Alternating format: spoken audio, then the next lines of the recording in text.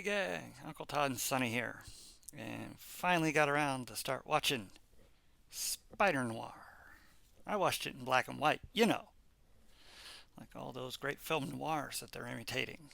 Big fan of film noir. Laura, Big Sleep, Murder My Sweet, Kiss Me Deadly, Lady in the Lake, The Blue Dahlia.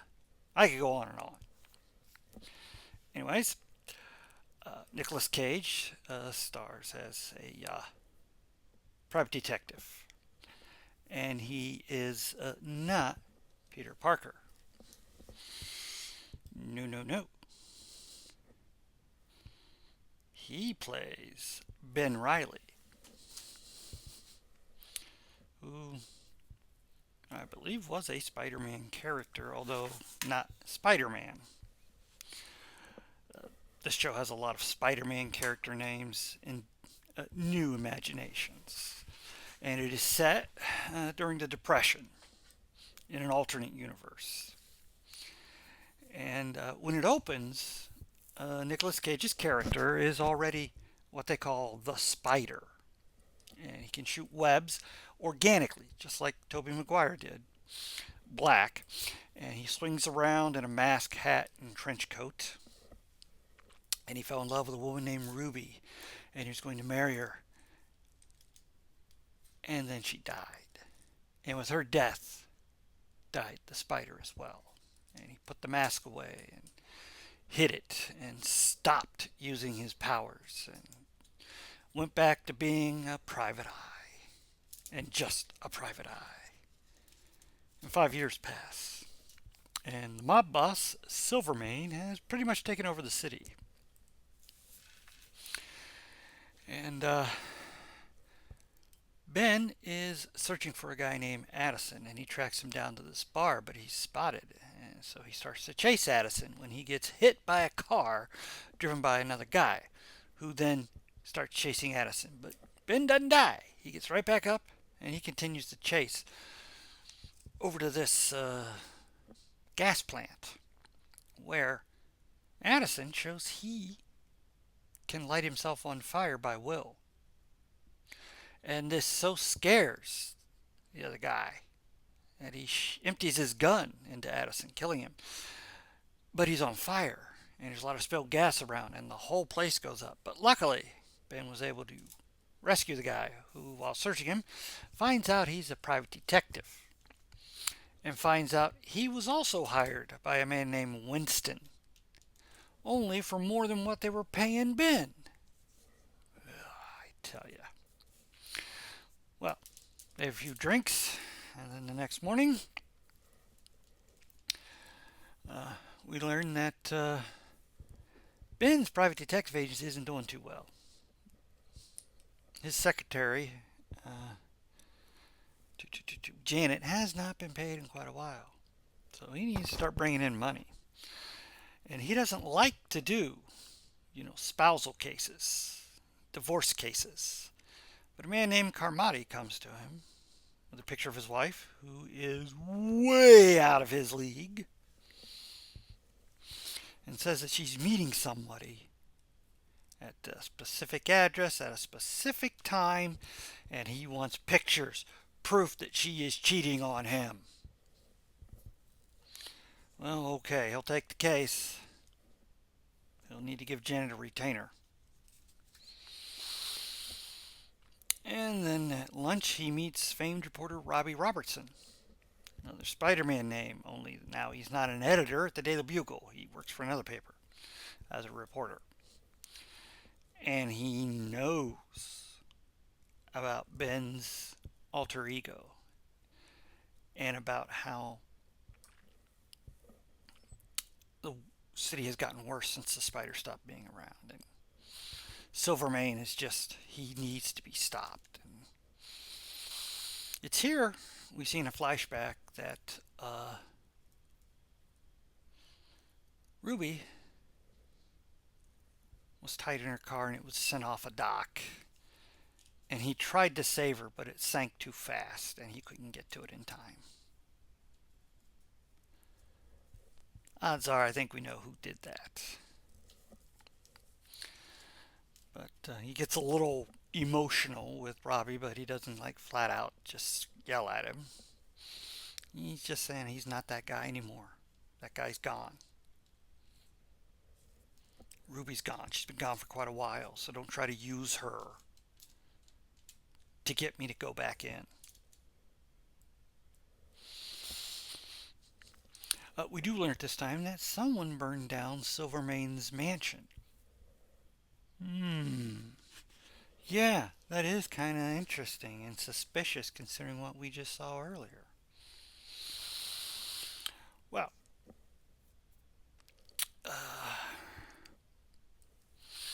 feeling something's not right. He calls up that other private eye and meets with him to maybe discuss some things later. And he has an idea of what they can do to maybe make some money off of this Addison thing still. Then that night, he goes to where the meeting is supposed to be, and he waits, and he gets a picture of the lady getting out of a car, going into the hotel. And during a rather amusing bit where he goes in to ask for Mr. Karloff, doesn't work there. Well, maybe it's under his alias, Frank Stein. Yeah, bad joke. But it got what he needed. He saw that the elevator went up to the penthouse. So he, not using his powers anymore, goes up to the penthouse using the fire escape. And when he gets there, he gets a picture of the guy and the girl together. And then he grabs her and starts to lay some kisses on her. But she doesn't want those kisses and pushes him away and slaps him. Obviously, this is not an affair, it's something else. And then when he reaches back to hit her, Ben can't take it anymore and stops him with a web. Realizing he's given himself away, he then scurries down the side of the building to get away. But he did save her from being assaulted because she leaves. The next day, Winston shows up. He wants to know if they found Addison. And Ben's like, well, yeah. Okay, so where is she? Oh, I'm not going to tell you. You need to pay me more money. What? I've met the other detective. You paid him 50. That's not cool. I want 200. Winston, of course, says, I'm not going to pay you 200. He says, look, I know you're not the real guy behind this. So you go back to your boss and you tell him for 200 I'll tell you where Addison is. Oh, and the $30 you put on the desk, I'll keep that as a retainer. To which Janet hems him. He goes, Janet, we'll keep that as a retainer. Anyways, Winston goes out and heads out, followed by the other detective. And they're both followed by Ben. Where does he lead them to? Why, that burned out mansion. And they both spy on a meeting with Silvermane, who really, really wants Addison. He knows Addison burned down his house, and he knows what Addison can do, and he wants Addison found. So pay the man and bring Addison to him. Okay, now the other private eye, he thinks this is great. They can hold out for 1,000, maybe even more. They don't know he's dead. Ben, on the other hand, is like, nope, I'm out. I'm not messing with Silvermane. You're on your own. And then,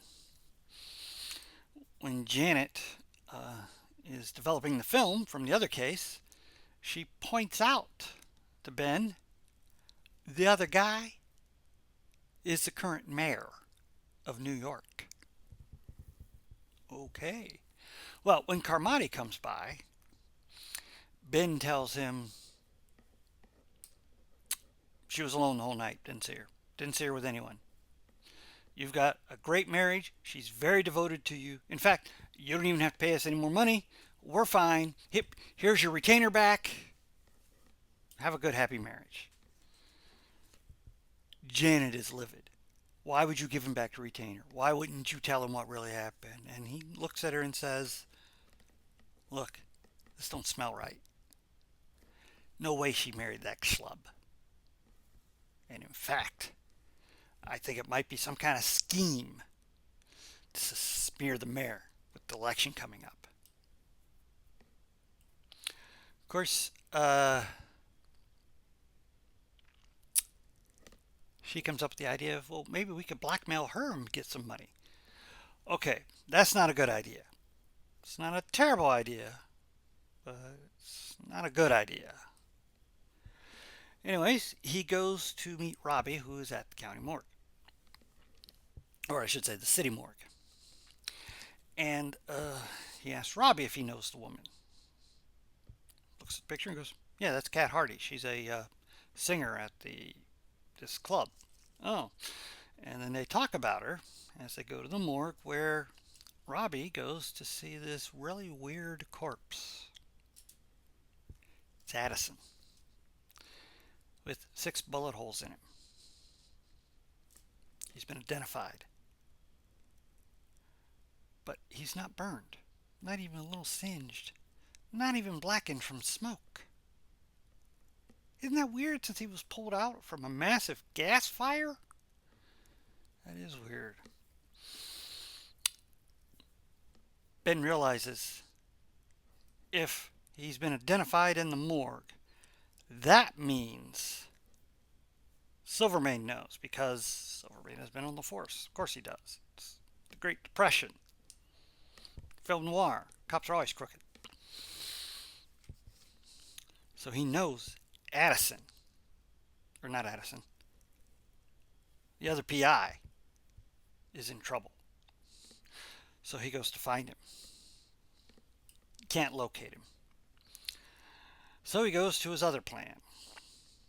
He goes and sees the nightclub act that Kat Hardy puts on, and she does an amazing version of Dream a Little Dream of Me. He's captivated. Aren't we all captivated? He also spots Wilson and Silvermane there, so he has to kind of hide for a little bit. Well, they leave and go down in the basement where the other PI is tied up, and he's been beaten mercilessly. And he finally tells them Addison's in the morgue. He had shot him because the guy turned himself on fire and came at him. Is that all? Yeah, that's it. Silvermane kills him himself. He's not one to leave the dirty work to others. He's a made man in the truest sense of the word. Well, meanwhile, Ben goes to talk to Cat. Spider and the cat. And she's not really interested in talking to him, but he shows her one of the pictures. And she signals to someone, and this huge bodyguard bouncer type shows up. Flint Marco. Yes, that Flint Marco. Anyways, he's not going to be roughed up there in the bar, and he tells them, look, with the negatives, come see me tomorrow, we'll talk about a price. And then he leaves, followed by Flint, which he knows is following him. And he goes to a building under construction and goes to the top. And then he and Flint talk, and Flint just wants the negatives. He's not there to talk, and he starts beating the crap out of Ben. And finally, Ben fights back and knocks him out and smashes him with a 2x4. At which point, Marco starts to change structure. I mean, he's still the same big guy, but he seems to be made more of sand than flesh. And the fight continues, and he's like, the sand's hardening into rock, and he's smashing things, and he finally throws Ben off the top of the building. And he's falling and falling. And so he shoots a line and swings way the way back up. And they get in another fight, and using his webbing, he manages to subdue him by smashing his head into a really thick piece of metal. At which point, Cat comes running up, begging not to kill him. It's not his fault. He can't help being what this is. He's really a good person. Please don't kill him. Please, please. And Ben is like, oh, crap. Here's the negatives. And walks off. Next day, Janet has had enough. And she's quitting. She's packing up everything. Even the stuff that originally belonged to Ben, because, he hadn't paid her. Which leads to a really funny exchange of that my aunt gave me that lamp. It's an antique. It's a heirloom. It's like, you haven't paid me. And who should walk in the door? Kat. She wants to hire them. Oh, Janet's not fired anymore. She starts rolling out rates. What do they want to hire him for? Flint's now missing, and she wants him found. And that's where the episode ends. Really good start. Love the vibe. I love the trench-coated Spider-Man at the beginning. Looking forward to seeing him more in action. Nicolas Cage is awesome.